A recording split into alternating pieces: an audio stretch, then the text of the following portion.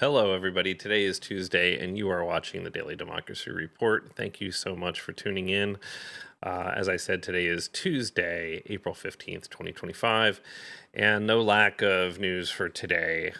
After yesterday and the bombshells that went off all over, as far as I'm concerned anyway, with the Trump administration defying the Supreme Court, declaring war on basically colleges and universities because of DEI and anti-Semitism that may or may not be going on, depending on how you look at it.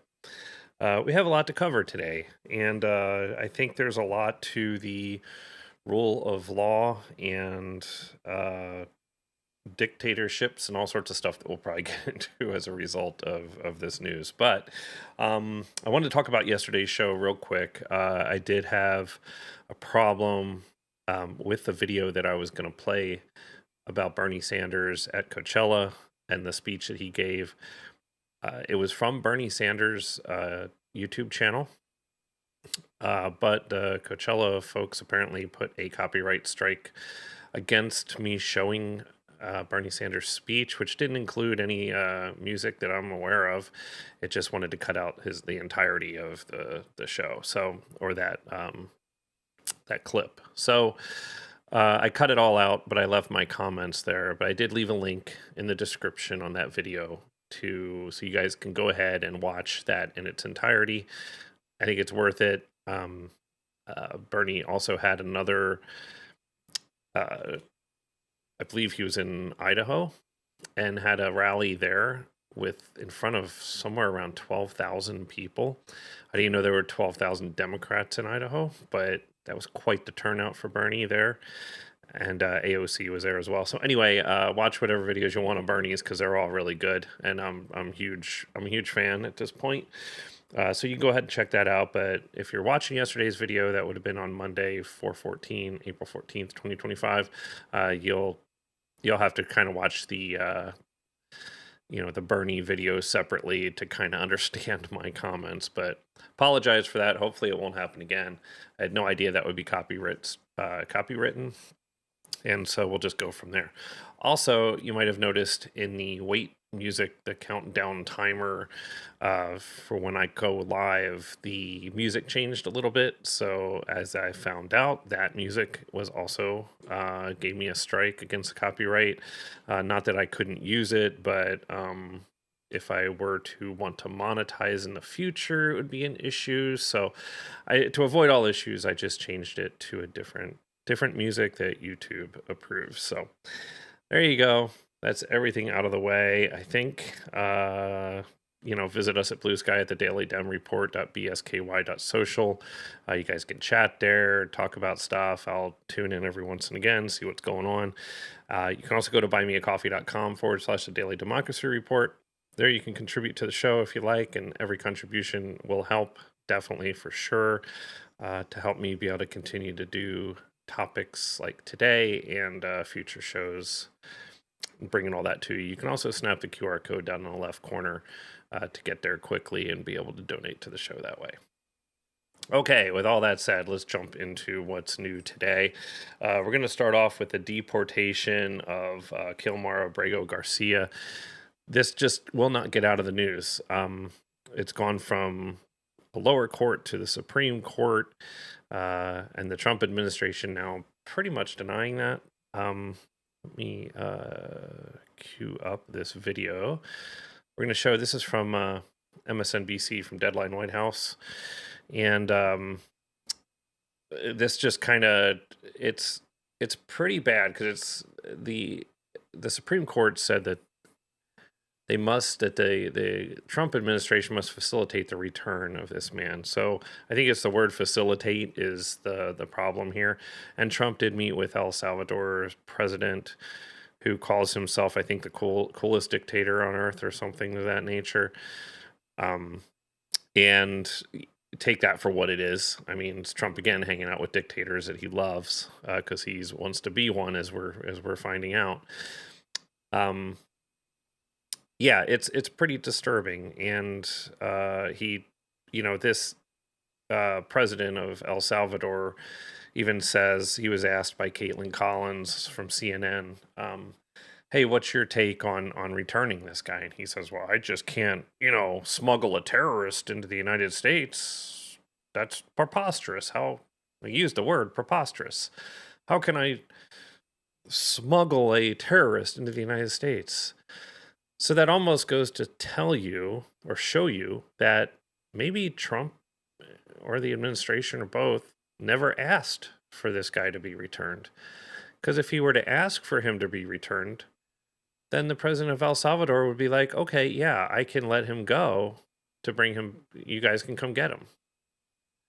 So it's almost like, hey, he was never asked to be returned. So this president's answering the question in the sense of, well, the Trump administration said they don't want him back, so I'm not going to smuggle him across your border. That's ridiculous. So it is crazy town, and it's ridiculous because the Trump administration is now defying an order, in my opinion, by the Supreme Court of the United States, a unanimous decision by the Supreme Court.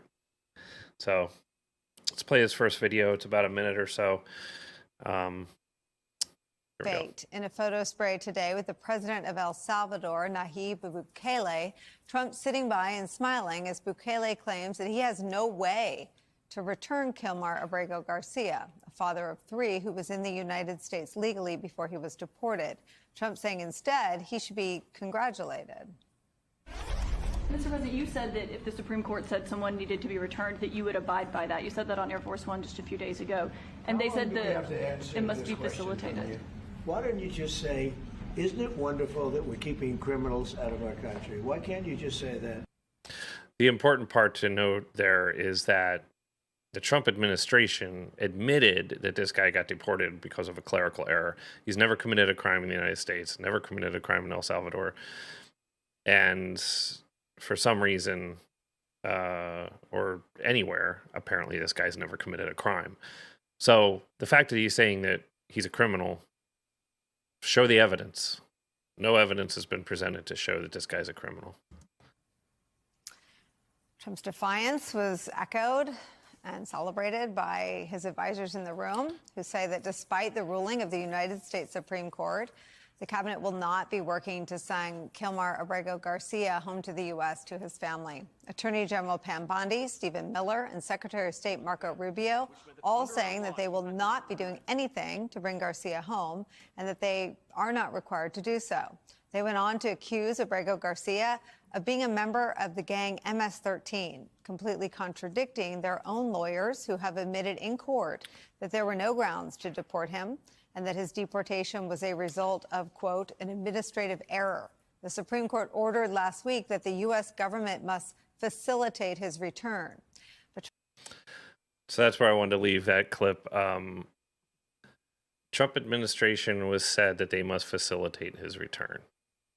I don't know how you can take that any other way than to tell the El Salvadorian president, hey, we're going to come get this guy. We put him there by mistake. And the fact that Donald Trump, who says he wants to, basically take over Canada and all these whatever countries, right? Greenland. And the might of our military, blah, blah, blah. We can't go to El Salvador and get this guy out? That makes no sense at all whatsoever, unless He really just doesn't want to admit that they made a mistake, although they already kind of did, and get this guy home to his family. Doesn't make any sense. So it goes further now. So not only is he going to defy the Supreme Court and not allow this guy to come back, where if you go to this El Salvador prison, you're pretty much gone. You're disappeared. You're never to be released. And if Donald Trump, hope to God, he doesn't somehow find a way to serve a third term and the American people don't freaking elect this guy again, if there even is an election, this guy probably won't survive that time before a new administration comes in to get this poor guy out. And anybody else that they sent there wrongfully accused of being either MS-13 or some other gang member. It's disturbing, folks, but now we're going to ratchet it up a little bit now. So now we're just going to trash the Constitution. And you know what? Hey, maybe we can deport homegrown criminals there too. What's a homegrown criminal? That's a U.S. citizen. That's like me. That's like anybody that is here in the United States. It was born here. It's been as generations of families here. But if you break the law in the sense that you're a criminal, maybe you don't like Donald Trump. Maybe I'm being a criminal right now by even talking about this. Who knows what a criminal might be? Anyway, let's play this clip here and we'll talk about it on the other side. Sending American citizens to the same notorious El Salvadorian prison as Abrego Garcia is in, which is illegal. U.S. citizens cannot be deported from the U.S. They're great facilities, very strong facilities, and they don't play games. I'd like to go a step further. I mean, I said it to Pam. I don't know what the laws are. We always have to obey the laws, but we also have homegrown. He wants to obey the laws when he is defying the Supreme Court. They are the upholders of the law. They are the ones that interpret the law. The like top people to interpret law in the United States of America. And he's defying them. And now wanting to go further than that. Known criminals that push people into subways, that hit elderly ladies on the back of the head with a baseball bat when they're not looking, that are absolute monsters. I'd like to include them in the group of people to get them out of the country. How many illegal criminals are you? So I would say, like, how about people accused of sexual harassment and sexual predators like yourself? Can we deport you? Are you in the list to go to El Salvador? I say yes. Planning on exporting to El Salvador, and President Bukele, how many are you willing to take from the U.S.? As many as possible. And I just asked the president, it's this massive complex that he built, jail complex. I said, can you build some more of them, please? So it's disturbing any which way you look at it. This is like fantasy land shit that I never thought that we would see in the United States of America. This is still the United States of America, I think. It's getting blurry now. It really is. It's beyond like crazy town at this point, and I'm not even sure what to make of it. We have another video. This is by Senator Adam Schiff. He has a few things I want to queue up for him here. Let me make sure I've got the right times.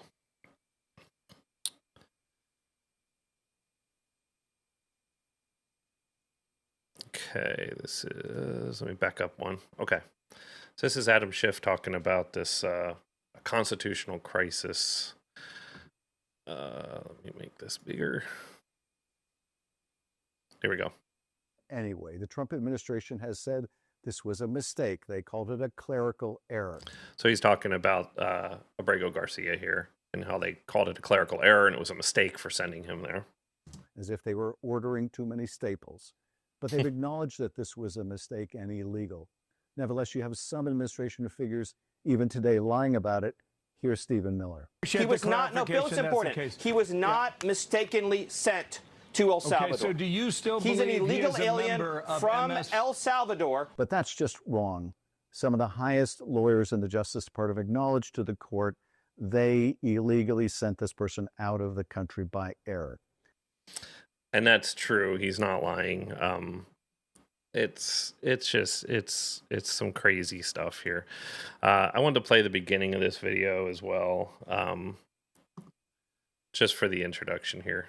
The constitutional crisis is here, and we saw it take place inside the Oval Office in a meeting between Donald Trump and the president of El Salvador. Here's the president of El Salvador saying that he will not return a man named Kilmar Abrego Garcia, wrongfully sent out of the United States in violation of a court order. Do you plan to return him? Well, I'm supposed to be suggesting that I smuggle a terrorist into the United States, right? It's only how can I smuggle? How can I return him to the United States? Like, I smuggle him into the United States, or what do I do? Of course, I'm not going to do it. It's like, I mean, the question is preposterous. That's right. He says it's preposterous to suggest that he could return a man that was wrongfully sent to his country and is now languishing in a maximum security prison. But more important than what Mr. Bukele said is what Donald Trump said. Here's Donald Trump in that meeting. Yeah, I said, homegrowns are next. The homegrowns, you got to build about 5 more places. Yeah. So that's right. There's Donald Trump saying, we want to send you more people. In fact, we want to send you homegrown people. We want to send you American citizens for you to imprison in maximum security prison in El Salvador. Let that sink in for a little bit. That's twice in the same, pretty much the same news conference. One was kind of a hot mic moment there a little bit that Adam Schiff played there. Deporting American citizens to a foreign country maximum security prison. And if it's going the way it's going right now, then we're to assume that there's no due process involved in any of that. So you could snatch any U.S. citizen off the street that you don't like for maybe something they said or committing a petty crime or any crime. You're protected. If you do commit a crime, you're protected by due process by the Constitution of the United States of America. That is something that Donald Trump is talking about just tearing up right now. And if you voted for this fucking guy, then you are complicit in this. Or you can change your mind and get on board and say, enough. And call your congressman, call your representative and say, this has got to stop.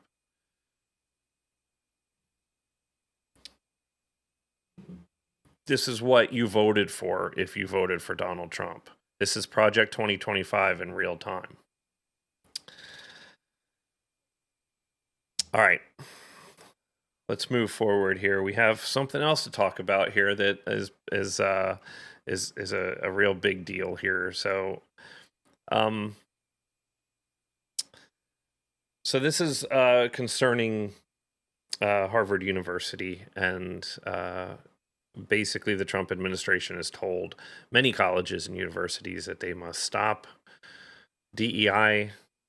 They must stop certain ways that they teach, or they're going to lose our federal funding. So I want to go on some videos here and talk about this. First video I got to see. Okay, so this is from CNN. This is Caitlin Collins. I think the show is called The Source. And she's going to introduce this for us. Here we go. The major clash is now unfolding between President Trump and his battle against some of America's top universities, announcing this evening more than $2.2 billion in federal funding has been frozen for multi-year grants and contracts at Harvard. That comes after Harvard said tonight that it was rejecting a list of demands from the administration on sweeping changes and would fight back against them. Those demands came from a federal task force that the administration says is combating anti-Semitism on college campuses following protests against the war in Gaza. But the list of demands included things like dismantling diversity initiatives, auditing academic and hiring practices, and also installing leaders who are committed, the White House said, to implementing the changes they want to see. We saw a response from Harvard tonight, and the legal team responding to that saying, quote, the university will not surrender its independence or relinquish its constitutional rights. Neither Harvard nor any other private university can allow itself to be taken over by the federal government. Now, Harvard's $9 billion that's at stake here is just a fraction of the billions that the Trump administration has been targeting at schools across the country. Harvard's decision, though, appears to be the first time that we have seen a school directly refusing to comply. This comes as Okay, so this is pretty crazy stuff here, right? We're going to freeze your funding unless you do these steps that they had sent the Harvard. Basically, they sent them this letter and said, you got to do all these things or we're cutting off your funding, including having oversight, like basically government oversight of everything that you guys are doing. This is crazy shit, man. This is a private university. Yes, they do get government funding. I'm going to go over what that government funding does in a little bit here. But before I get there, I want to play some more about this topic here. Okay, so this is Donald Trump actually talking about this. I'm sorry that you guys have to see his face here today. Don't mean to do that to you. All right, it's right after this clip here, so here we go. For an interview. Schools that persist in explicit unlawful discrimination under the guise of equity will not only have their endowments taxed, but through budget reconciliation, I will advance a measure to have them fined up to the entire amount of their endowment. I think if any of us want to do the things that we want to do for our country and for the people who live in it, we have to honestly and aggressively attack the universities in this country. We have to attack the universities within this country because they're not saying they're not talking about the right narrative here. They're not talking about what Donald Trump and what J.D. Vance want them to hear. They're not teaching the right thing to students. That's not up to the federal government to decide. And what Donald Trump said earlier about, taxing them or whatever, he's not going to do that now. He's just going to say, we're going to suspend all your funding. It's easier than going through the court and trying to get the court to sign off on all this stuff for you. It's a lot quicker. You can just say, screw it. I'm just going to take away, all your funding. Make it easy. Make it simple. Yeah.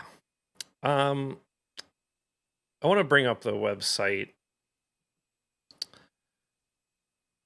from Harvard University. This is on their research funding site.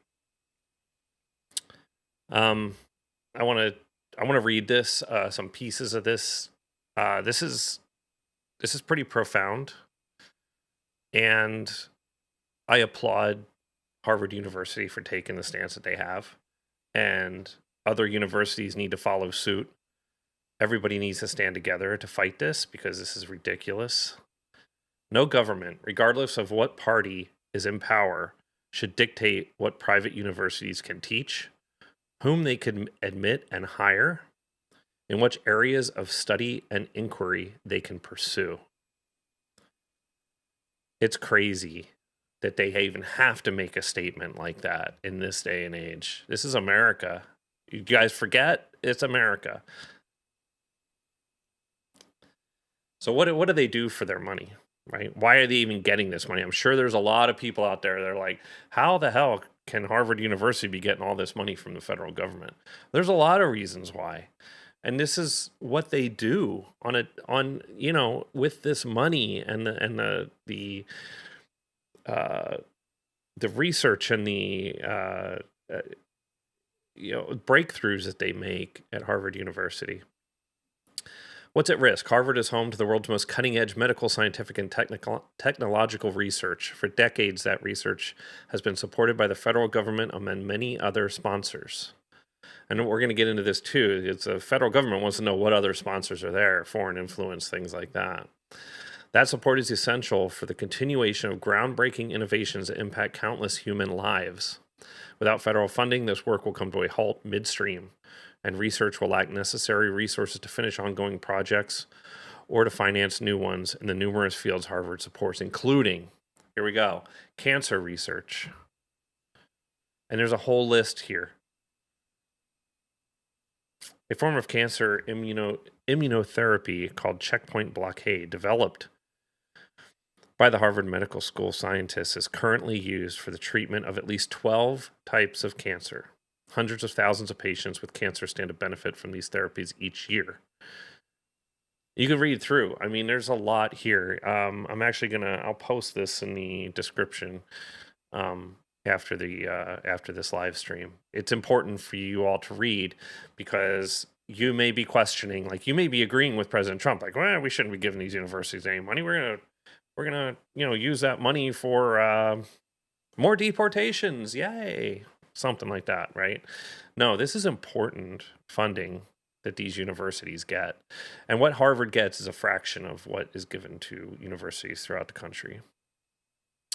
But let's just go cancer research. We have heart disease, neurodegenerative diseases, and we're talking things like, Huntington's and, dementia, Alzheimer's, things of that nature. Obesity, diabetes, infectious diseases. I mean, there's a lot going on here. Organs and transplants. They have it by the numbers, right? We can look at all of this information, and it's all good information. So I wanted to bring up a few things here. So in their latest breaking news stuff on their website for research funding, on April 11th, this is a letter sent to Harvard University, basically from the Trump administration. And it goes over all of the stipulations that they must adhere to. Excuse me. It's crazy. They're saying that Harvard in recent years failed to live up to both the intellectual and civil rights conditions that justify federal investment. Okay. Governance and leadership reforms. This goes to a whole bunch of things here. Merit-based hiring reform, merit-based admissions reform, international admissions reform. So a lot of these things say the same kind of thing,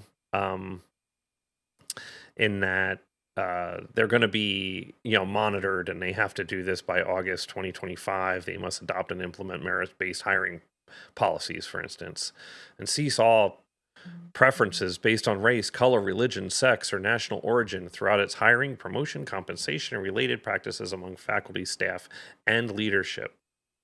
All existing faculty shall be reviewed for plagiarism, and Harvard's plagiarism policy consistently enforced. So this will be the government. Now, it's going to be subjected to comprehensive audit by the federal government during the period in which reforms are being implemented, which shall be at least until the end of 2028, the end of Trump's term. This is pretty similar to these other ones here. It's kind of nuts. And you would expect this in a dictatorship or some other country other than the United States of America, but here we are. Reforming programs with egregious records of anti-Semitism or other bias. By August of 2025, the university shall commission an external party which shall satisfy the federal government to its competence and good faith to audit those programs and departments that most fuel anti-Semitism harassment or reflect ideological capture. Programs, schools, and centers of concern include, but are not limited to, I think that's probably almost all universities that encompass Harvard, or the schools of education that encompass Harvard. The report of the external party shall include information as to individual faculty members who discriminate against Jewish or Israeli students or incited students to violate Harvard's rules following October 7th. And the university and federal government will cooperate to determine appropriate sanctions for those faculty members within the bounds of academic freedom and the First Amendment. Let me just take one thing out of that. The school already has a policy against racism, anti-Semitism, and all of those kind of things. The school already has a policy, guidelines to prevent that kind of thing.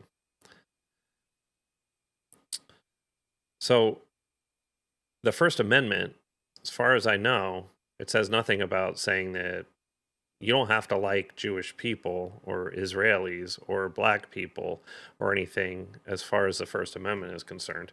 You just cannot you can't make statements to incite violence, and, there's limits to the First Amendment speech, right? All right, I'll continue.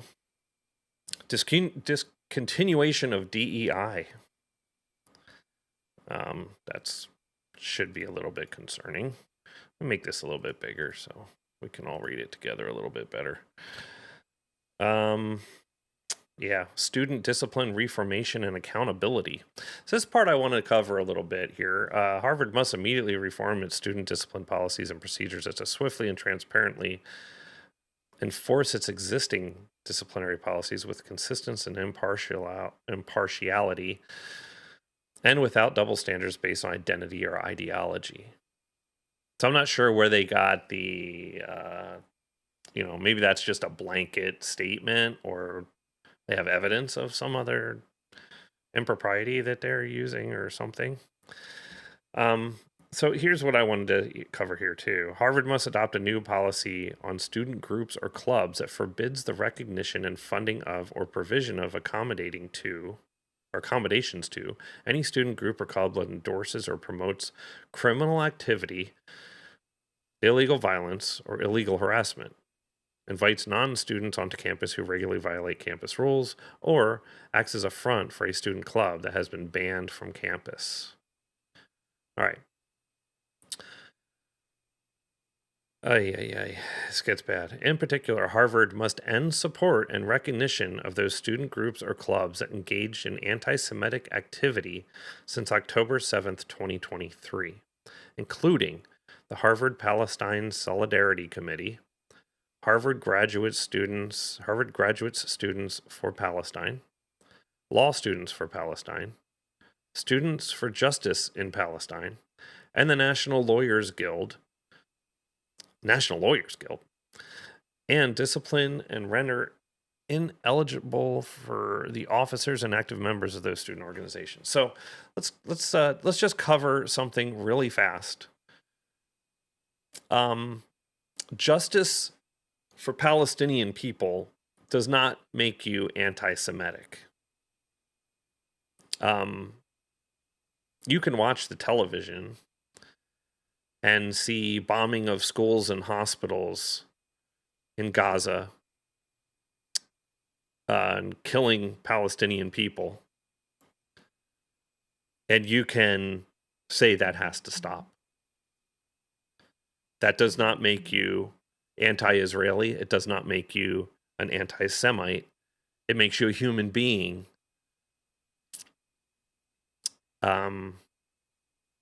This is going way too far. So anyway, banning masks on campus,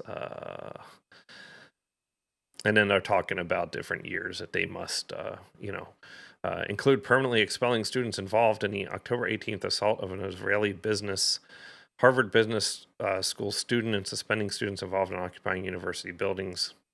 Blah blah blah.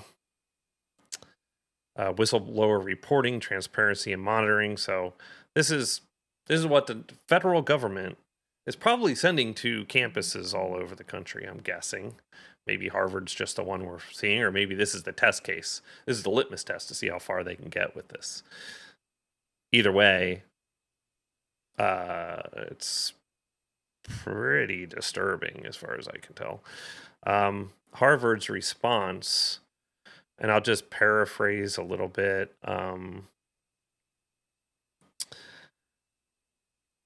It's pretty bad.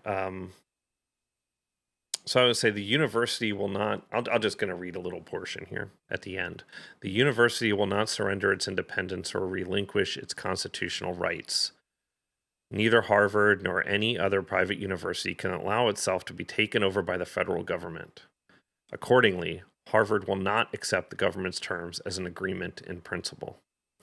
Harvard remains open to dialogue about what the university has done and is planning to do to improve the experience of every member of its community. But Harvard is not prepared to agree to demands that go beyond the lawful authority of this or any administration. Boom. I like it. That's the appropriate response. That's what they should respond to. They also have this here. Harvard won't comply with demands from the Trump administration. Changes pushed by government immoored from the law. The university will not surrender its independence or relinquish its constitutional rights. So there's some articles there as well to highlight that. So unbelievable stuff that I talked about here in the last 36 minutes. It's crazy. And I don't understand how this can possibly continue to happen. We're testing. This is a test of the Constitution. This is a test of the rule of law. This is a test on, how strong our government is and how strong our people are in their convictions of a democratic government. I think I'll leave it at that today. I did want to do a few takes on things, but I think I said everything I wanted to say. But I appreciate everybody listening and watching today. I hope I gave you some information you didn't know before. Maybe there's some information in there that was new to you. And I think we need to stay on top of this and really make sure that this is passed around. So please like and subscribe. Let your friends watch this. Show them what I showed you.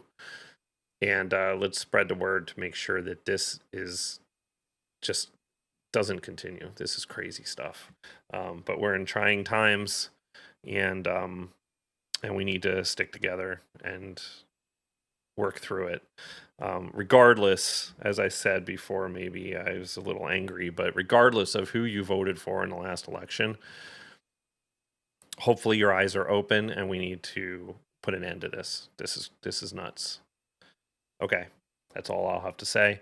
Thank you again for watching. Please like and subscribe, and please, if you want to support the channel, you can do so at buymeacoffee.com/The Daily Democracy Report. Thanks again, and we will see you tomorrow at noon Eastern Time for another episode. Take care. Be good to each other, and we will talk to you tomorrow. Bye-bye.